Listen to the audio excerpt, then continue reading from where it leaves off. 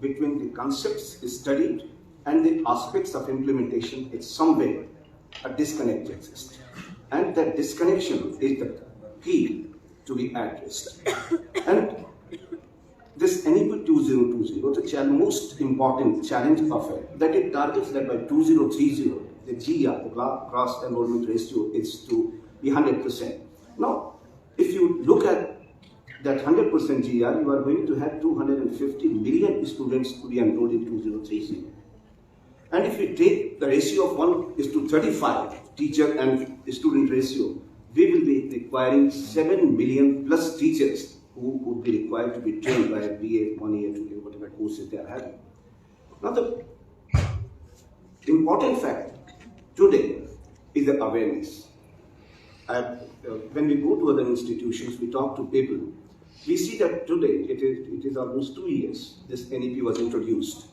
Now, at most of the places, the discussions are taking place, but the key factor for its implementation is the faculty, is the teacher, who is in the class, who is responsible for delivering, disseminating the knowledge, creating that aspirations among the student to achieve something. And the teacher, most of the places, the good institutions are doing good, I'm not denying from that, but most of the places by and large you will see, if you talk to someone, that can you talk about NEP 2020, how it is going to be implemented? Most of the time, you will find no answer to that. So the reason behind its delayed implementation is awareness, number one. Second, NEP 2020 has an ambitious target, like multiple disciplines.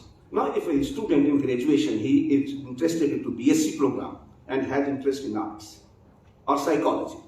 Now, the institute offering physics, chemistry, mathematics may not have a psychology department.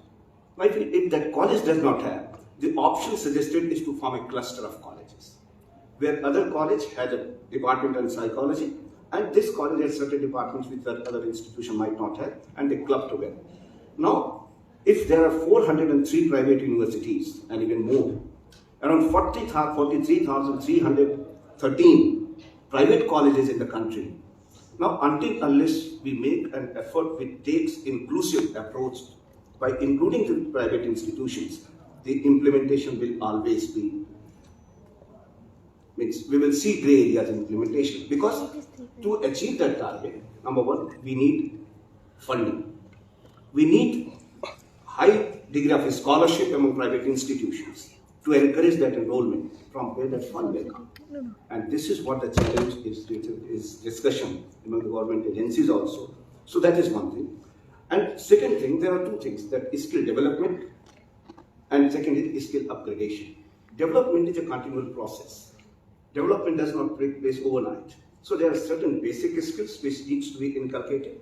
And in current context, when we look around, we see that technology like artificial intelligence, machine learning, robotic, blockchain technology, Internet of Things. If you look on these technologies, there is nothing new including data science. What is data science? It's the database, network, analytical analysis, applications which perform analysis, then certain statistical calculations, and then some kind of application which takes those calculations, it concludes something, it summarizes it and presents in the form. So multiple technologies are converging. If you take IoT, IoT is nothing new. We have internet, we have things. What we are doing, we are trying to find out a new way to connecting these things so that they can communicate among themselves without direct intervention of human being. Now people are trying to include this human being also in IoT, and that's why it is leading to IoE. So all these things are in existence, but the most fascinating thing which is happening is convergence of technologies, convergence of different streams, science, humanities, physical sciences, and all these streams are converging and giving way to development of new applications, new tools, new technologies which can help humanities by large and uplifting the human life, living standard.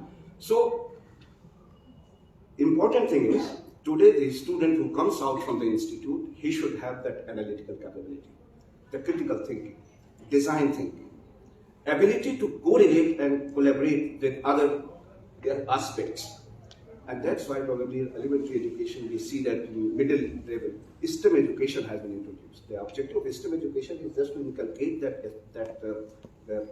capability of analytical thinking, critical thinking, problem solving approach, so that when a student reaches at the higher educational institution and concepts are taught, that ability to correlate a thing, try to implement in some other way so that he or she experiences how actually that this is working is the plan. So inclusion of like blockchain technology. Now blockchain technology is nothing new except to have a different